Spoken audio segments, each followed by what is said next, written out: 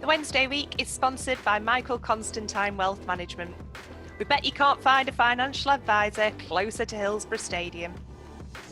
Hello and welcome to another episode of the Wednesday week. My name's Dan Fudge. I'm feeling a little bit worse for wear, as you can tell by the uniform I've got on. I've been on one of those Butlins adult breaks. Now, lads, have you been on one? Have you been one? No. Now, but I know a man who has. Now, back in the day, I used to be a red coat at Butlins, as I've mentioned a number of times, and we used to have to DJ these breaks. So it was nice going on one where you were the other side of the DJ box, like, you know what I mean, where you're actually part of the part of the crowd. And it's really funny because you know, you go on holiday with the lads and you go on like a stag do. Like the first night, you go absolutely insane. You know what I mean? You've been driving for 4 hours or you've been on a plane or whatever, and you get there the first night and everybody just fucks it. That was me. And one of the lads went, "Do you want a vodka Coke?" I went, "Yeah, I'll have a vodka Coke." And I saw the red label on the bottle and thought, "Yeah, I can do Smirnoff. I'm all right."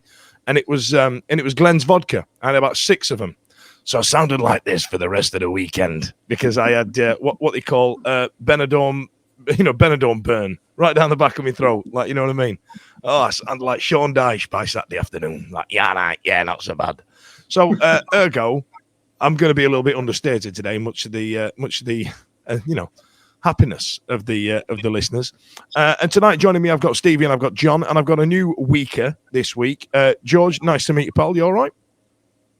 Yeah, not too bad. Happy to be here. Now George was on our end of season do show last season, and I've been meaning to try and get him on for days, weeks, months, and years, but you know, I just never got around to it. It sounds like me, doesn't it? Now, George, I want you to tell us a bit about yourself. Tell us about your affinity with the Owls of Sheffield and whatnot. Yeah, sure. I've supported Wednesday for obviously basically all my life. 22 now. This is my first season back as a season ticket holder since 2017-18 when I stopped because I couldn't be asked to watch them anymore. Now I'm back this season for the first time in a while. Other than that, I study sports journalism at Sheffield Hallam, and I like doing podcasts and stuff like that. So happy to. Whoa! Sorry to interrupt. Are we replacing Ben with George? Well, listen, Ben's got his other shit going on, but don't tell him. He might listen. He's not going to listen. He never listens. Now, welcome to the team, George. So, sports journalism. 2017 was the last time when you knocked it on the head and you went, "I've got better stuff to spend my money on," right? I actually went to take up refereeing football at more full time. So the sort of leagues like the County Senior League, Northern Counties, started refereeing mainly on the County Senior, doing lines on the Northern Counties. And then COVID hit, and to be honest, that just killed it for me. And really? I went back to watching Wednesday again, yeah. Just found better things to be doing on a Saturday afternoon, obviously. Watching Wednesday when we went down, that was the first proper season that I'd started watching them again since refereeing. So, but this season's been nice and refreshing, almost. Do you, we discussed this at great length, and, a lot of our opinions have changed over the last 2 years with it being Darren Moore's anniversary. Have you found that people, have been a bit more around the seats around you? I mean, what stand are you in? I sit mainly at the back of the cops, so normally I just go with my mates. But the whole ambience has changed really around the club. You can tell that. I think when I last came on, it was the end of season special. I think after we'd gone down, maybe. Yeah, it might have been. It was a rum affair, that one, pal. Yeah, it was. It wasn't good, and the atmosphere in the podcast itself wasn't like overly positive. But now, everything I hear about Wednesday on Twitter, on podcasts, it's really positive. So I think it's been good. Well, on one side of you, you've got Jon, who's low-key hilarious, and on the other side, you've got the Liam Palmer Darren Moore fan club, chairman right there. So you know what I mean. We're gonna have a good time tonight. That's what's happening. So let's get the football matters, chaps. Let's before we talk about finance management and ball shaving. Get some adverts in now.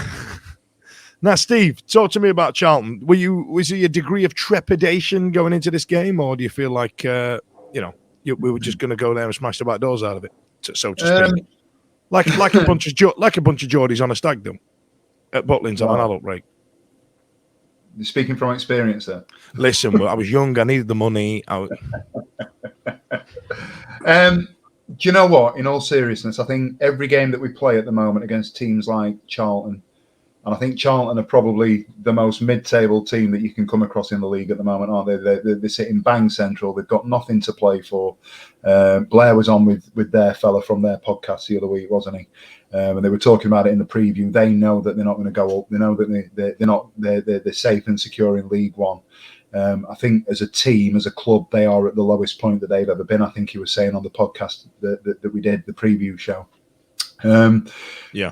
It's those sort of things that, or those sort of sides that you look at and you think this is going to be the banana skin, don't you? This is going to be the one where we're going to drop the points, where the run's finally going to come to an end. So I always have that sort of anxiety, if you like, that nervousness about when you play against a team like that. Are we going to be up for it, or is it going to be one of those understated, below par performances where things aren't clicking? If it isn't happening in the first sort of 2-3 minutes at the moment, generally speaking, people will start to. You can feel that negativity and that sort of trepidation is still there. But I thought we started the game strongly on Saturday. I thought we controlled it first half. I had no sort of worries from the goal going in that we were going to go on and win the game. And I'd said beforehand that it was a type of game where your past players come back to haunt you. I'm worried about Hector. I'm worried about Sean Clare getting up for it and being, the type of players that had potentially, cause a bit of an upset for us. But I think we dominated the game. I thought we were, although we didn't necessarily have all the possession, I thought everything that we did well. I can't remember being worried about it in any way, shape, or form. I thought the goal that we scored was absolutely phenomenal. The way that Michael Smith closed the ball down, broke to Bannon. Bannon's pinged a worldie. Windass has done bits with LP too, hasn't he? Played a little 1-2, and then the movement of the ball going forwards. And at that point, you thought we'd go on and maybe make a bit of a statement and win it a bit of a procession. As comfortable as it was at 1-0, I thought we could have potentially gone on and kicked on a little bit. Absolutely. Now, did you not feel that during the goal that Bannon, was it surprising for you that Bannon didn't pull the trigger? Like, I where he was, I thought he's going to absolutely kick the back doors. He's going to smash that onion bag and everything.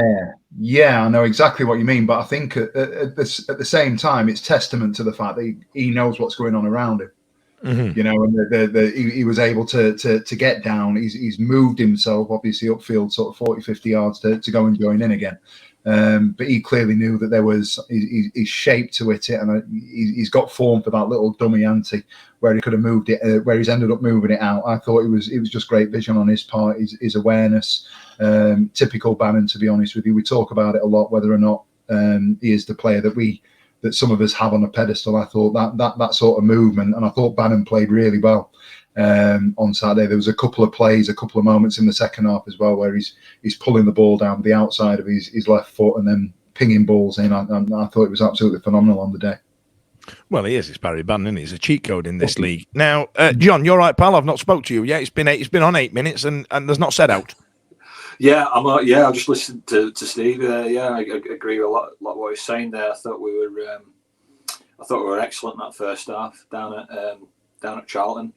I know as you get the tweets and the messages when the team sheets come out, and we saw that Jaden Brown were playing, and a few people raised their eyebrows about that. I forgot he still played for us. I'll not lie. Yeah. I forgot he was still there. Yeah, he doesn't get much game time lately, but there were a few sort of eyebrows raised. But he had an absolutely brilliant game, didn't he? He had an assist, should have had 2, but Palmer should have had 2 goals as well. Obviously, that first goal, like Stevie says, was sublime, wasn't it? We just pulled them all over the pitch, and to such a degree that when Palmer receives the ball in the box, he's got nobody around him. He just takes his time and just slots it in the corner. And then Brown again puts another good ball in for what should have been 2. Bannon hits the post. Thoroughly dominant. Should have gone into half-time at least 2-0, possibly 3. And I think, if you do that, it's a dead rubber second half. We probably just ping the ball about for 45 minutes until the ref just don't even play injury time because he's had enough for it, and we walk away easy winners. But also I thought, like you said, at the moment there seems to be a headline a minute when it comes to Wednesday games because it's a former player coming up against a former player or a former manager or whatever, and Hector, it was Hector's turn this time, but Hector was okay. I think he made a couple of dodgy mistakes, but got away with it.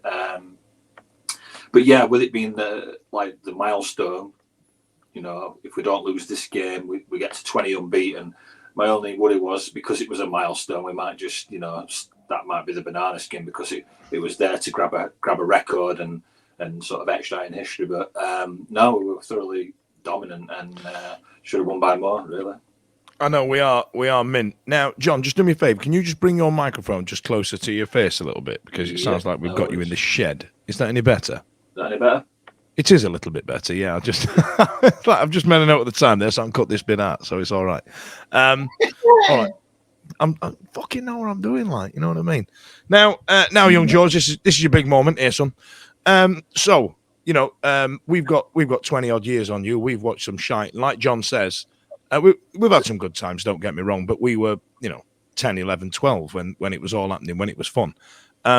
And coming up to milestones and all the rest of it, that somebody's going to be wanting to take it off us. Now, I'm just trying to get a semblance of when you've been mega disappointed outside of 2016 and trudging down Wembley Way and all the rest of it.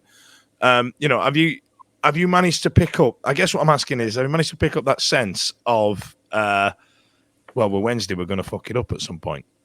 Of course I have, yeah. I mean, I was only speaking to my dad about it the other week. He were a bit older than you guys probably when Wednesday were at Wembley in '93 and stuff like that. But I were speaking to him about it, and I said, it's all my life, I'm 22 now, it's just been disappointment watching Wednesday. Obviously, we went up in 2012. That were very much, obviously, we went up in second, Pip United, which were great, but we didn't lift a trophy. I've never seen anyone lift a trophy at Wednesday. And I think probably one of the earliest memories that I have of Wednesday just blowing me out at water, really, when we went down against Crystal Palace. Amazing. And we drew 2-2 at home. And I remember Darren Pearce scoring, thinking, oh, yeah, we're going to get back in this. We're going to win the game, stay up. No. Didn't happen. Is that the end of 2010, the Crystal Palace game? I thought, I genuinely, what was Darren Pearce one? Remind me, because I remember thinking, was he like on the edge of the six and it came off his knee or something? Edge of the six, yeah. Came off his knee, into back at net. Still about 15 minutes left. You thought, well, we're still in with a chance, but obviously it's never really been. As you said, Wembley, that's a bit recent, and that was, again, this. But you know what? You just think about it. There's been Wembley, there's been Huddersfield, there's been Sunderland last season. I'm just sick of it, to be honest. All right, so let's come up to modern day matters now. Steve mentioned it there, Michael Hector. A player that we were all clamouring to get hold of on social media, and then he's gone to Charlton and not really set the world on fire. And then we've ended up with the Adonis himself, Aidan Beautiful Flint. We've had a bit of egg on our faces as fans, haven't we? I think we have, yeah, but I also think we dodged a bullet, really, with Michael Hector. I think, yes, he was really good when he first came in 2019. I think he won the player of the season, 2018-19. He was excellent. He was almost a joy to watch at centre-half, but that's now 4 years ago since he won that player of the season. He hasn't really had many regular minutes since, and I think if we were going to go in for him in January, apparently he was wanting quite a lot of money as well. Obviously, we don't know that because we're not his agent, but he was asking for a lot of money, given the fact he's not actually had that much proper playing time. And coming to a side like Wednesday, who were at the top end of the table, it's getting to the sort of a 10th point in the season. I think we did well with going to get Aidan Flint instead, because he's a player with much more experience. He's a lot older than Hector, and he's had League One experience before, and again, match fit. So I think we did the right thing, because that'll be a similar wage that he's on as well, if you see what I mean. I think we dodged a bullet with that. Absolutely. I I've actually written down, having a look at it, I wrote the words, excuse me, Hector was wank. Yeah. And Yeah. So what you mean, Steve? Say what you think. mate, honestly, I said he played like a man who sat on his arse for 2 years, and that's what it was. And so I back everything George has said. I think if you look at where we were 3-4 years ago when Hector was here, and this is no slight, you know, we revered the bloke and we wanted him back. But if you sit and look at it in the cold light of day, we are a very different side to the one that Michael Hector played. We play a different style of football, and Hector, he's almost a quarterback centre half, isn't he? Where he's going to get the ball, he's going to look to get it down, push it out of his feet sort of 4 or 5 yards, and see if he can lift the Hollywood ball 40, 50 yards down to somebody else. He's a long ball footballer. And that's not me being critical in a negative way of Hector. I just think we've evolved and we've moved on. And I don't know necessarily, somebody will turn around and tell me that I'm wrong. I don't know necessarily that he fits into the style of play that we'd be looking to have. I'd almost wonder if he'd end up being another Shea Dunkley sort of type that's just going to get it and do what he does well and get the ball, you know, head it, hoof it, get it out of play. Whereas, you know, even the likes of like Iorfa were encouraging to, you know, try and get the ball down and play and do bits. And like Georgia said, I wonder if it would have been counterproductive bringing him in at the stage that he was at the level of fitness that he was at, because he didn't look like he could match any of our strikers. And, you know, I think I probably agree with George. It's a bullet dodge, to be honest with you. So good bit of business, and it's testament to Darren Moore that he's done due diligence on the players that we've been looking at and we've been linked in with, gave him an opportunity to come into the club. It hasn't worked for whatever reason. Wish him well, because that period that he was there and he got the Player of the Year. You know, we all clamoured for him coming back and doing that again. But if you look at it, it obviously wasn't the right fit for us. Well, yeah, he's rubbish now. So you know. now, John, Dominic Iorfa played again. Solid game at the back. Do you reckon we're starting to get the Dominic Iorfa pre-injury, or, you know, has it taken him a while to get back in his stride, or do you just think they didn't really test him? I think he is slowly starting to regain his form. Obviously, he's got his fitness back. It's still great to see that when their most dangerous attackers were threatening us, he'd got the pace to keep up with them. He got the pace to get back and clear things. He's such a great trait to have as a centre half, to have pace, because it gets you out of trouble, and it also, you know, negates some of their biggest threats. And I think there were a couple of moments in that game where one of their wingers tried to knock it past him and beat him for pace, and they were having none of it. And he matched him all the way and shielded it out for a goal kick. And I thought that's the thing that we miss with Dominic Iorfa, that brilliant recovery pace. And I think he's starting to slot in well again now. And I think he's had to bide his time, and he's struggled a bit with fitness, but he seems to be coming back to something like the Dominic Iorfa that we remember when we first got him from Wolves, I think it were. So yeah, I think there's positive signs there for Iorfa, and long may it continue. Well, absolutely. And then the rest of the team is what it is. You know, you've got Volks, Bannon and Byers in the middle of the park there, and then you've got Windass supporting Smith in that kind of, what do you kids call it now, George? The attacking midfielder centre. We used to call it number 8, but I think you call it number 10 now, don't you? Yeah, it's number 10. When did that change? Did you lads get an email when they changed that? Where it went from attacking midfielder centre, Champo, and then all the kids on the park started calling it Cam. Before that, it was number 8, and then now it's number 10. Number 10 to us, George, used to be the big shit kicker. You know, like the Emil Heskey next to the Michael Owen type of player. That was number 10. And then now, you know, Duncan Ferguson was a number 10 or 9. You know, I'm not going to get into semantics, lads. It's boring. So now, George, we'll wrap up Charlton. Now, you know, did it look like a comprehensive enough 1-0 victory? Did it look like we could have got some more? Is 1-0 enough? Did they look like scoring? You know what I mean? We're top of the league, lads, for fuck's sake. Cheer up, like, you know. Yeah, I think it was comprehensive enough. I thought, to be honest, I don't get to go away that much because of my points. So it was nice to actually go to Charlton on Saturday. Have about 50 beers or whatever it were. I don't know what I had. Saw the game through a bit of blurry vision. We need to check here. How much were you paying for a pint? Oh God. So I think the more shocking thing just before the pint is how much do you reckon a sausage roll was? Hang From on. the shack? I live in Brighton. Don't come at me about your sausage roll prices. Like, however, right. So is this the quiz for tonight? This is the quiz. Like, so yeah. How much is Greg's pasties now? Up north, you're used to paying £1 for sausage rolls, right? £1.20, something like that. Yeah, in Greg's. Now down here, it's not just a Greg's sausage roll, is it? It's hand reared, locally sourced shit on toast, wrapped up in puff pastry, right? Now I'm gonna go. I bet it was about £3.50. It was £4.95. Jesus fucking wept. That's expensive. and bear in mind as well, it's not like Charlton's a nice place of London, is it? No. You know what I mean? It's not like dreadful. people are queuing up to go down the.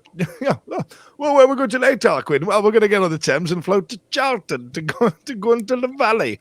And now, serious, how terrifying is that away end? You know, over this season, our away end has come under some scrutiny from Newcastle and randomly Port Bloody Vale, right?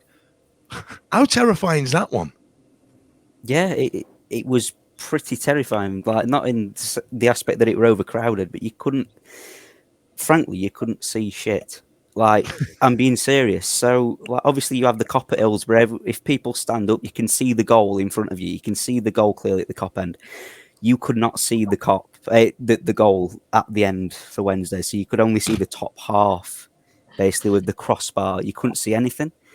Obviously, the bar at half-time was overcrowded, but apparently the other bar at the other end was empty.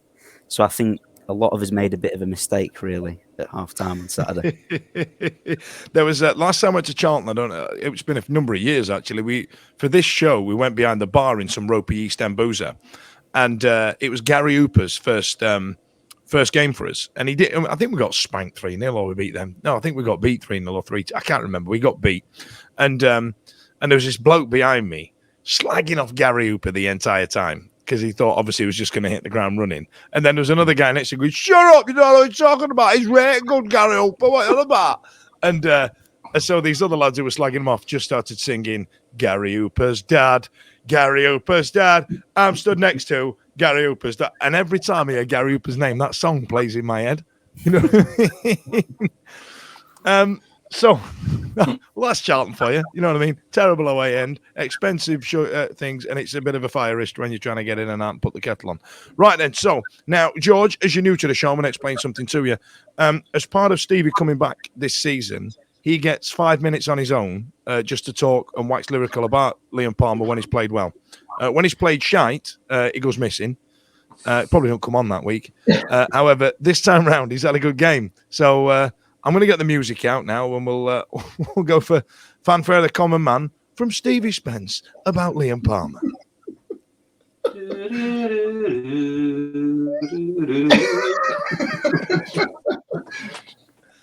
Listen, how good was he on Saturday, though? Genuinely, you were drunk. Shut up. Let me tell you, actually, right. So when Liam Palmer was playing really well, I was watching Bobby Davro, right? Bobby Davro. Come at me, bro. You know he was still alive. Right, he's still alive. He was off his face, chewing his absolute. Well, may or may not have been on the narcotics, allegedly.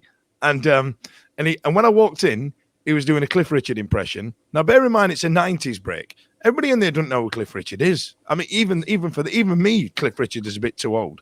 And then after that, he went into a Stephen Hawkins impression. True story, right?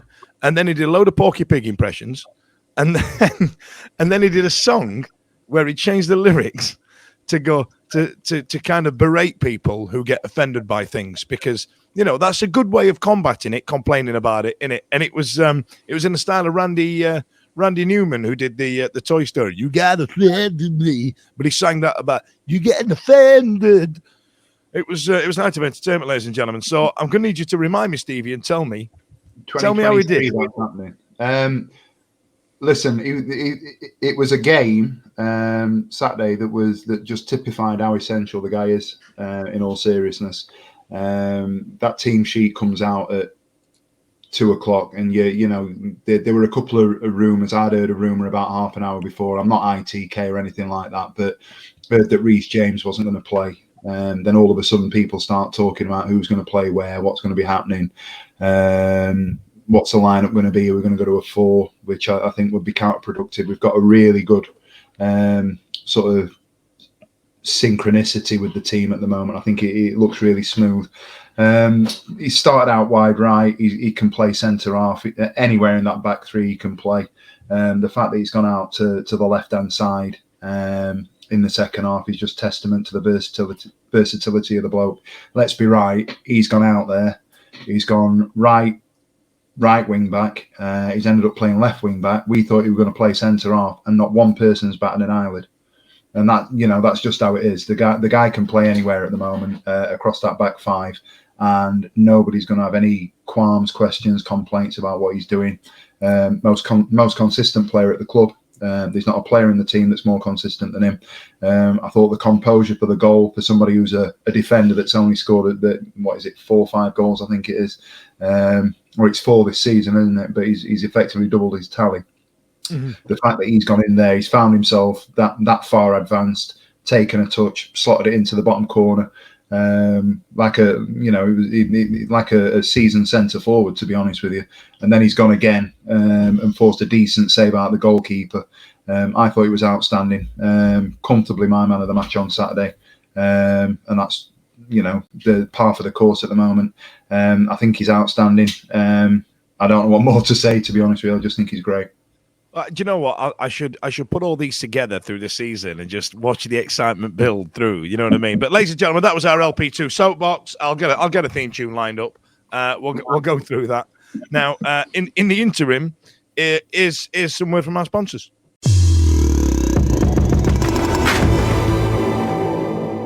Balls, Ghoulies, chaps, tackle, knackers, chaise longue and armchairs. dangleberries. Manscaped even threw in 2 free gifts to their Performance Package 4.0, the Manscaped Boxers and Shed Travel Bag. Bring your comfort and boxers to another level. Cojones, Pebbles, gonads, plums, family jewels, brass clankers. The 4th generation trimmer features our cutting-edge ceramic blade to reduce grooming accidents thanks to their advanced skin-safe technology. It's also waterproof and has a 4K LED spotlight if you need a more advanced shave. eggs, Itchy and Scratchy, Mitchell Brothers, jewels, Hanging Brain, twin bank robbers, Chaps, Walnuts, gobstoppers, Gooseberries. stabilizers. The Manscaped 4.0 bundle. It reduces your risk of getting an ingrowing hair, it keeps them clean, it keeps them tidy, and it also increases your chance of fellatio by about 15%. That works out about 2% if you're married. So, Anyway, enter the code TWW20 into the checkout. That's TWW20 into the checkout, and you can get yourself a 20% discount. Not too shabby, eh? For our European listeners, Velata, Testicular.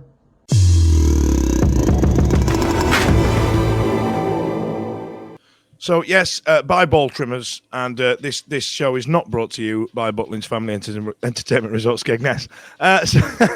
So right now, there's people listening at home. I tell you what, before we get into the quiz, because I know people start waiting for it. Does anybody want to add? John, do you want to come in? And I want you to try and sum up Darren Moore's 2-year tenure in charge of Sheffield Wednesday. I feel like we should talk about that because for a quarter of it, he was pish. Or maybe even for half of it, it was pish. I mean, how did you see it?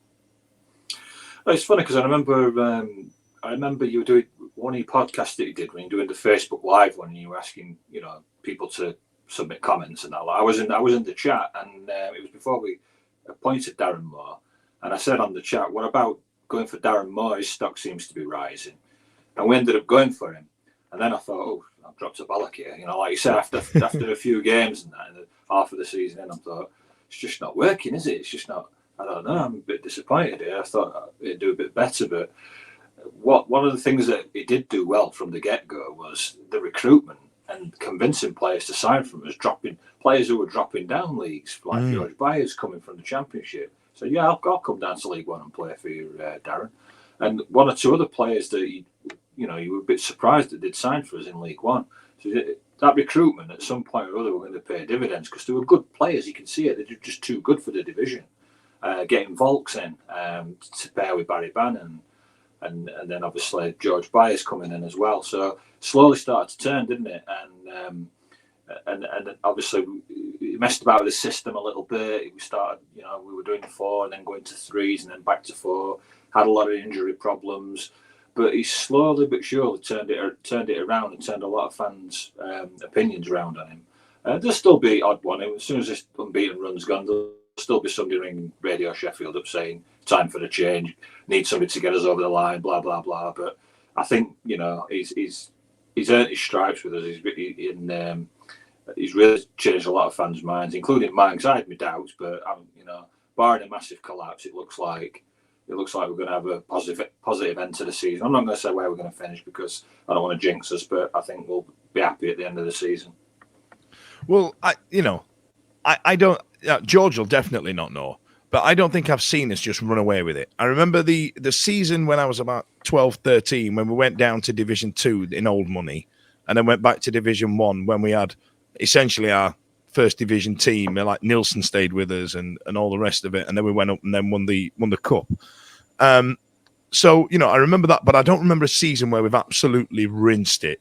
Now, George, I promise there's some good times coming. Like, I know it's been 30 years, and you were -10 when last time something was fun. But tell me what your perception of Darren Moore's 2 years in charge has been. To be honest, it's very interesting that my perception of it. When he first came in, I was stunned almost because I thought Neil Thompson were doing an okay job at the time. I think, honestly, talking about the first season he was in charge, that whole season, you could do a 10-hour length episode on that about how bad that season was. Just I think we did. I think it was the end of season 2 where I lost my mind and just went fuck this, and then let Vic take over. I'm sure you had about 30 people on, if I can remember. But and didn't we have a player on? Did we have Miguel Llera? Miguel Llera, yeah. And who was Craig Roadcastle? Craig Roadcastle was there, and they're just chatting it away, and I'm like, fucking hell. Good job, Simon. I can't remember if it were, but I'm pretty sure. I can't remember if I did, but I might have slagged off Chansiri or something like that. And then Llera just went for me head. Oh no, it was the other way around. I backed up Chansiri and Llera just went for me head like he were next. Oh, was that the point where he decided he's going to put his name in the hat for being the next manager, and he'd said something along him the and lines Jose Semedo were setting something up or something, weren't they? Get me and Jose in. I'm going to call this one Beef with Llera. That's going to be the name of the show, so look out for that. I enjoy that. So sorry, carry on, George. No, yeah, as I was saying, so yeah, when he first came in, I thought it were a bit of a shock appointment, really, because I didn't expect it. Don't think anyone did. I think it took us all by surprise. But his first season, obviously, proper season, was last season. Because I'm not on the sort of brigade that think that Darren Moore took us down. I really don't. There were so many factors in that. Obviously, Darren Moore ultimately was the manager when we went down, but it weren't his fault as far as I'm concerned. His first season, I think it was very shaky. We had the soft embargo, so we couldn't really sign. That we didn't know anything players about until we came out of it, right? Of course, yeah. But obviously, we picked up the likes of Byers. Obviously, there's quite a few more, but on top of my head, I haven't written any notes, so it's going to be quite difficult. But I just draw pictures of spunking dicks, mate. I make it look like I'm writing notes, but all this probably get more from that than me notes. Yeah. Obviously, shaky last season. We didn't really know what to expect from League One. Last time we were in it, we were in 2011, 2012. This season, I think at the start of the season, I still wasn't convinced by Darren Moore. Up to as late as December, I wasn't convinced by Darren Moore. If I'm being very honest. Is this the one? I think it was Biggie retweeted on Twitter the draw with Oxford, and the comments on that were absolutely abhorrent. And you go, good Lord, look at that. And that was it. And at the time, it was only about 4 weeks prior, right? And then we were essentially still on one of the biggest unbeaten runs that we've had in a number of years. And even then, as back as December, I think people just went, oh, do you know what? He's the gaffer. Let's get behind him. And he's been there, 22 months by this point. Yeah, it's it was the Oxford game. That's what I'm talking about, where we drew 0-0. And I thought, are we going to go up? What's going to happen from here? And at that Oxford game, weirdly enough, when they had that 93rd minute penalty, I didn't even see the penalty taken. So I was on the left side at Cop, and obviously it's straight out up to Parker Tell. I was straight in before penalty had probably even been took. But looking at Twitter, the replies, more were getting loads of sort of comments about him. And I think it was a couple of weeks later when I thought, you know what, actually, he's done a good job here. He's steadied the ship. We're looking all right. And obviously now I won't look back, to be honest. And I think, obviously, the question is, what was the question in the first place about? Just looking back on his time, mate, and I think you summed it up absolutely brilliantly. I think you're right. Now, Steve's going to pile on for 10 minutes, so if you want to get a drink. I'm not. I was actually going to ask you a question just off the back of what he said. Do you think that penalty and the fact that the penalty was saved, do you think that's a turning point? Weirdly, I do. Yeah, I do. And I think Who saved it? Cameron Dawson. Your mate. Yeah, he saved it. And as I say, and at that point, because the game was that bad that day, I just thought, usually I stay for all the big moments and stuff like that. I don't mind staying, but I thought, you know what, sod this, I'm going to pub. So I walked out before even penalty were took, and then I heard a big roar, and he'd saved it, and I thought, oh, thank God for that. I've not missed out. But yeah, I do think it were a turning point, really. I don't think it was that. I don't think it was that. I thought it was weeks before. I'm not, you know what I mean? I don't think it was a safe penalty by Cameron Dawson, who slagged me off on the internet, on iTunes, that everybody else will see. So right, let's move on. Now, George, I've just realised the quiz that I've picked, you might be at a disadvantage for. Right. So my apologies in this because, these are always a bloody nightmare. So tell me about Ash's quiz, Steve. What happened? Were you there for that one? Yeah, bloke's a fucking idiot, isn't he? So was it last week, the week bore, Ash decided he's going to do a quiz where he wants us to come up with the player of the year. Right. Every player of the year since 2000. Oh no, sorry, 1990. I think. Anyway, we've done them. Right. And we've gone round. It was me, Ben, and Simon, I believe. Simon's gone out early. I've played the band. That is shocking information. I'm going to have to write that down. Simon goes out early on the quiz. Never seen that before. Didn't happen. He's on the slide, bless him. You know what I mean? Mate, I've decided to play the Bannon card in round 3. And then Ash has gone Barry Bannon. And this happened. Barry Bannon has never been player of the year. Right. Okay. So we've scrolled through, he's read them all, and then he stops in 2020. It turns out Barry Bannon's won Player of the Year the last 2 years. So I've gone out in round 3. Ben's declared the winner. He's arms raised and all of that shit. And I was still in. So I'm claiming it. I won that one. Jesus. We fully source our quizzes, ladies and gentlemen, don't we? So that one, I assume that wasn't one from our local quizmaster, Martin Beebe, who keeps sending us. That was one that Ash found himself, right? I believe so. I don't know where he's got it from, but Jesus Christ. He said it. In fact, he did. He went, the website that I was looking at stops in 2020. Sick one. Okay. All right. So, lads, right. So I've got this one. It's fairly self-explanatory. It is not explained in front of me. It is just literally as simple as most Premier League appearances. That's it. Right. So we were in the Premier League for a period. So everything, it's obviously post-92. Who's had the most Premier League appearances? So I'm going to go around the room. It's going to go Stevie. It's going to go George. It's going to go John. So, Steve, in a rare opportunity, you get to go first. Dap me up, son.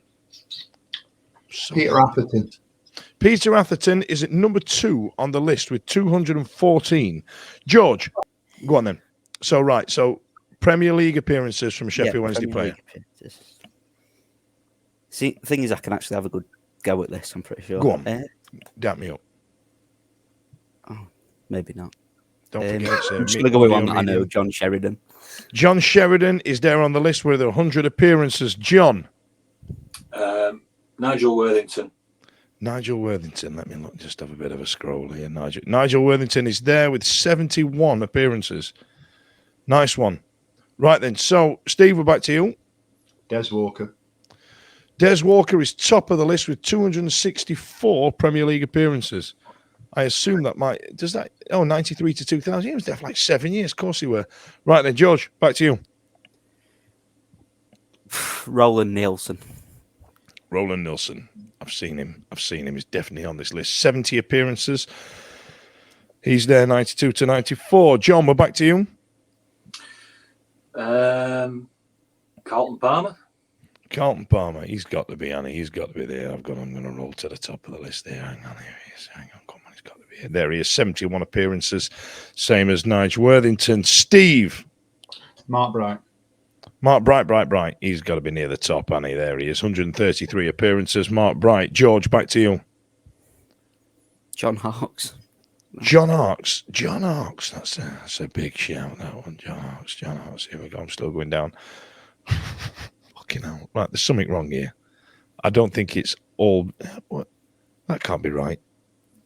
Did Danny Sonner play for us when we were in the Premier League? No. Hell no. How is he there? Someone's stitching me up there. Just looking at my list here that I've been sent out. You can't. It turns out you can't trust the internet. John Hawkes is there on 29. Could be bullshit. Never know. John. David Hurst. David Hurst. I need to scroll to the top here. That's got to be a big one. 105 appearances for Sheffield Wednesday. Stevie. Waddle. Chris Waddell. 109 appearances. George. I'm running out of names.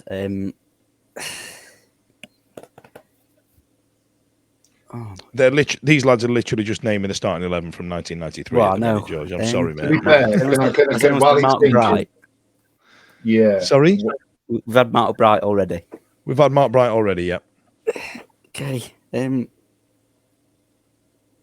Have we had Des Walker? I'm guessing we have. We've had Des Walker. He was top of the list, yeah. I need to start listening.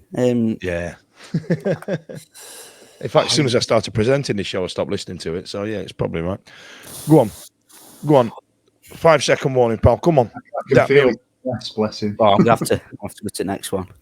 Now, stab in the dark, pal. Come on. Go on. Just give me one. Any name. Name one from before you were born. I'm gonna have to engineer. Sorry, George, mate. I'm gonna have to strike you out, pal. Right, John, go on, finish me off. Chris Williams. Great. CBW is there on 109 appearances, being on the show. Stevie, dap me up. Kevin Pressman. Kevin Pressman is 207 appearances. There we are. John. Graham Hyde. Graham Hyde, 159 appearances. Stevie. Ooh, you motherfucker. I had that one. Carboni. Benito Carboni, 96 appearances. John. Di Canio. PDC, 41 appearances. Steve. Oh, God. Mark Pembridge must have played more than that. Pembo, 93. John. Mark de Greiser. Mark de Greiser, I think I've seen him on this list as I've been scrolling up. And any of these names mean anything to you, George? Mark de Greiser is on the list. Yeah, I feel a million years when you're sat there going, I can't think of any of these players, and I'm looking, I'm going, well, I could name. You know, in the shot at the beginning of the season where they're all, I used to be able to name every player. Go on, Steve. Stefanovic. Dejan Stefanovic, a man who should never have had a career in the Premier League like he did with 66 appearances. John. Nicholas Alexanderson. Nicholas Alexanderson, also been on the show. 75 appearances. Steve. Andy Booth. Andy Booth is on the list. He is 115 appearances. John. I'm going to go with the goalkeeper, Chris Woods. Chris Woods. Hang on. So we had Kevin Pressman earlier on. Is Chris Woods on the list? Chris Woods. I can't see him on the first time round here. Hang on a bloody minute. Chris Woods. Oh, yeah, Chris Woods. Sorry, 66 appearances there. My apologies, John. Give you the shits there, didn't I? Steve. Ian Nolan. Ian Nolan, the top of the list right now as it stands, apart from the players we've already had, 165 appearances. The absolute mega fullback. Best one to ever play for Sheffield Wednesday, isn't it, Steve? apart from Roland Nilsson. Go on, John. John Newsom. John Newsom. Let's have a scroll. Any of these meaning out to you, George? I know John Newsom is on BBC Sheffield a lot, isn't he? I asked him if he got distracted by Emma Jones's shirt potatoes on this very show. 54 appearances, Stevie. True story. Oh God, I just had one and forgot it. Yeah. Gerald Sibon. Ooh la la Sibon. Was that the song? Is that what we sang? It was, wasn't it? Ooh la la Sibon. 28 appearances. Stop saying, oh, you've already said them. It's goading you, John. This is going on, innit? Let's have a quick fire on. I've got the one. Go on, John. Come on, John. Wim Jonk. Wim Jonk is there. 68. Did he play for 68 appearances? I don't trust this list much, if I'm honest. I had Danny Sonner on there. So go on, Stevie. Phil King. Phil King. He's got to be here, hasn't he? Phil King. Oh, he's not here. Hang on. Shut up. He's got to be. You're trying to tell me Wim Jonk's played more football in Premier League for Wednesday than Phil King? Apparently, he's not on my list. He's not. He's just not here. I wonder if he was in place of Danny Sonner. I tell you what. Shall I just do a quick Google search? Go on. Let's have a look. Phil King. Because I wonder at the bottom of the list. He did go quite early, didn't he? I think he was at Villa in sort of 93, 94. So, and he's had an injury, so I might be wrong. The bottom of the list here is Scott Oakes on 24 appearances. So you know what I mean? He's got you know what I mean? Phil King, Sheffield Wednesday, 129 between 89 and 94. Yeah, I don't know. But I'm going to give you Phil King because it's definitely right. So go on, John. Peter Shirtliff. Okay, why am I looking at you? I shouldn't be looking at you. I've got the wrong thing up. Peter Shirtliff. Here we go. I'm afraid there's no Peter Shirtliff, mate. Peter Shirtliff is out. We've got some big names that we haven't said here. So, Steve, get this one right and you can run away with it, mate. Gilles de Builder. Safe one. Played a safe one with 38 appearances, Gilles de Builder. Now, John, I'm afraid you did come in second place. However, this could be bollocks because it didn't have Phil King on it. But some of the names that are on it. Yeah, it had Danny Sonner on it. Some of the names we've not got. We didn't get Guy Whittingham, which is odd. Mark Pembridge, Lee Briscoe, Andy Inchcliffe, Petter Rudy, Andy Pearce, Emerson Tome, Andy Sinton, Richie Humphries, Flash Gordon, Stevie Nicol, Pavel Cernicek. Did he play for us in the Premier League? Yeah. 96, 97? Yeah, he did, yeah. Reggie Blinker, Ryan Jones, Dan Petrescu, Paul Walrus, Wayne Collins, Gemmo, Magilton, Cresswell, Anderson, Wilson, and Stevie Haslam. God, that went on for a while, didn't it? Thanks for staying with us. Right then, so what we got? Right, where are we? Right, let's talk about Peterborough coming up. Now, George, you've not spoke for ages because he was reminiscing about the old days and the players to remember. How do you find Peterborough? Is it one of those games that's got a potential banana skin to it, or do you reckon we'll just dispatch them like a Morecambe or a Charlton? I think I think it'll be relatively tough, to be honest. I don't think it'll be that easy. Peterborough in 8th, so half decent side. I drew 0-0 with Charlton though yesterday, and had a man sent off. Now going into it on Saturday, obviously Wednesday, 20 unbeaten. Whatever it is 20, isn't it now? Yeah. I think I'm quietly confident that we can take Peterborough at home. Obviously, we lost to him earlier in the season, but Reece James did get sent off like relatively early doors. Went on to lose 2-0. I'm pretty sure they have Marriott playing for him, who played for us. He plays for somebody like that, doesn't he? He's gone to Fleetwood. That's where he is. He's gone to Fleetwood. That's right. That's right. Wait, hang on, Steve. I'm going to bleep that out. We're not talking about that team anymore. I'm done with him. I'm done with talking about bloody them. I don't know. It's quite a tough game to talk about, really, because I think it could be a potential banana skin if it wants to be. But with how Wednesday have been playing as of recently, and now we've approached games, I'm just very confident that I can't see Wednesday losing. Like, all right. I can see us drawing. We'll tell you what then. Give me a Yep. prediction then, pal. Tell me how you're feeling. Tell me how you think it's going to go.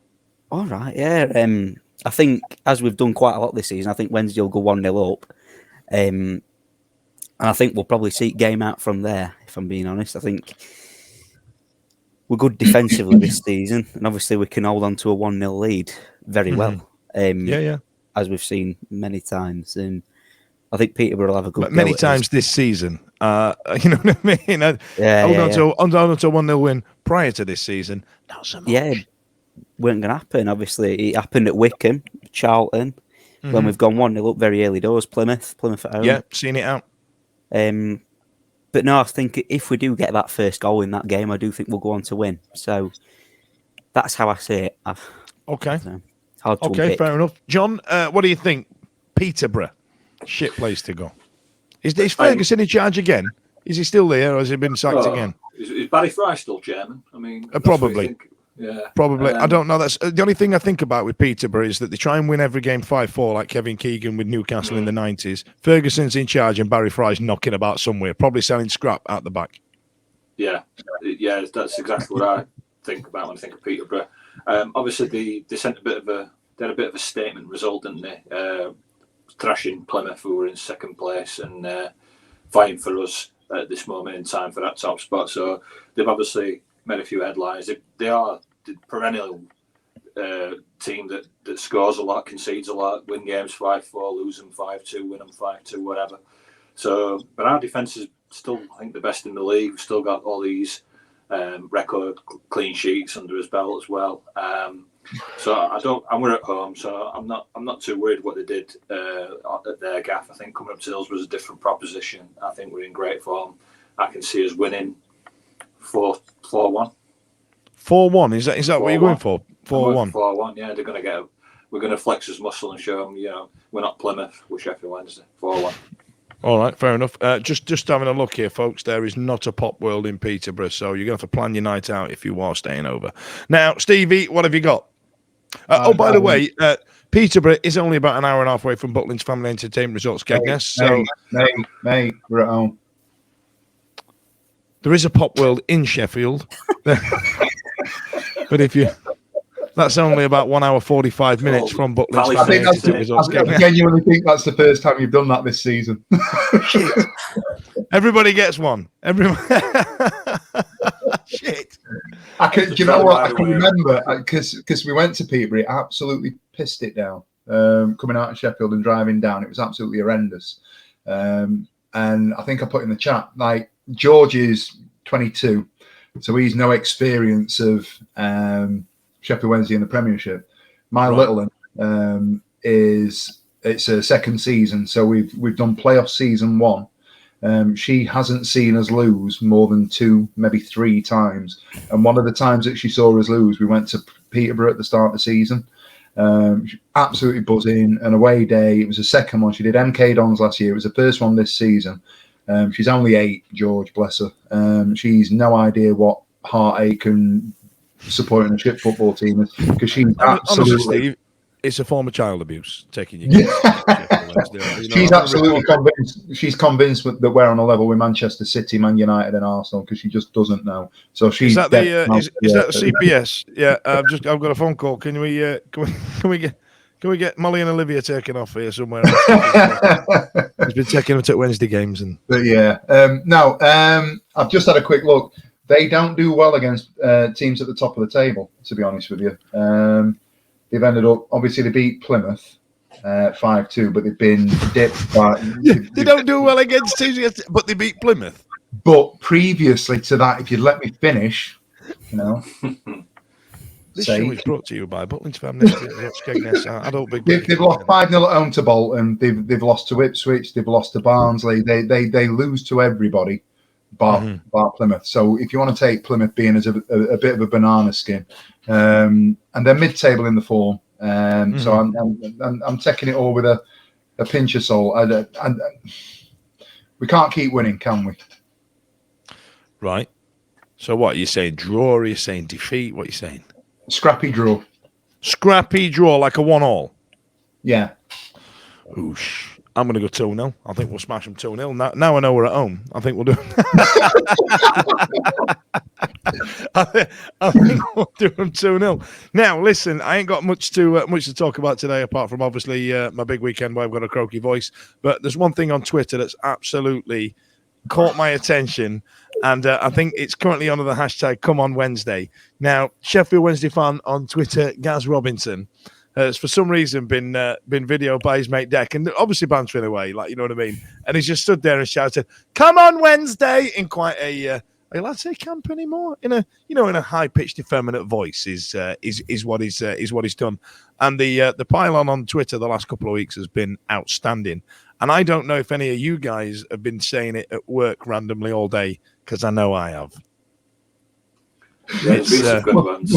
100%. I've got kids looking at me going, "See, the shoulders start going." My favourite's obviously Matt Exton, where he's managed to superimpose it into the Netflix program Wednesday. But there's some absolute corkers on there. So have a look on his timeline, because I think he's retweeted. He's taking it all in very good stride. Bless him. Even when some of the other teams have piled, I think Grimsby Town used it, didn't they? Yeah. Bless him. So he's doing all right, this guy, because he's the fella that did the Famewo song, isn't he?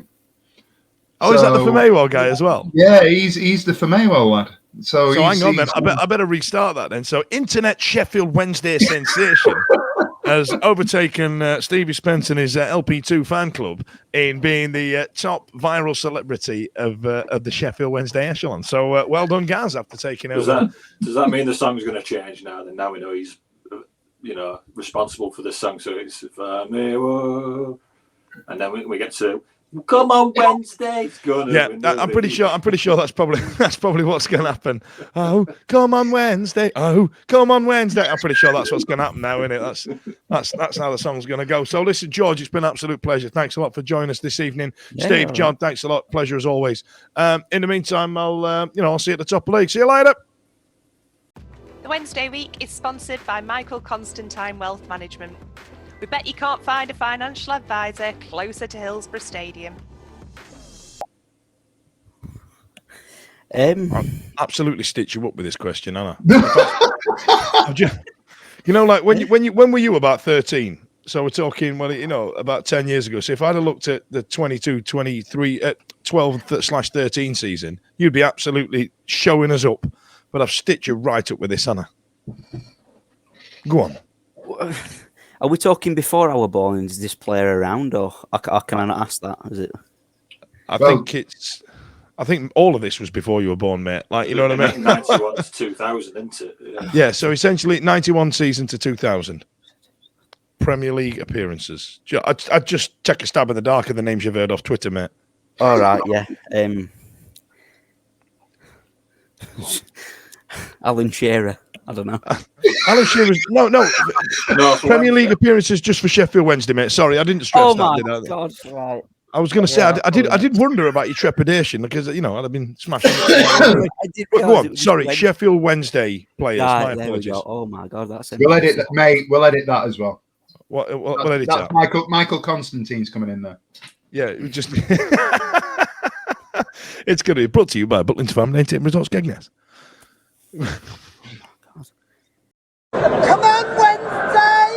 The Wednesday week is sponsored by Michael Constantine Wealth Management. We bet you can't find a financial advisor closer to Hillsborough Stadium.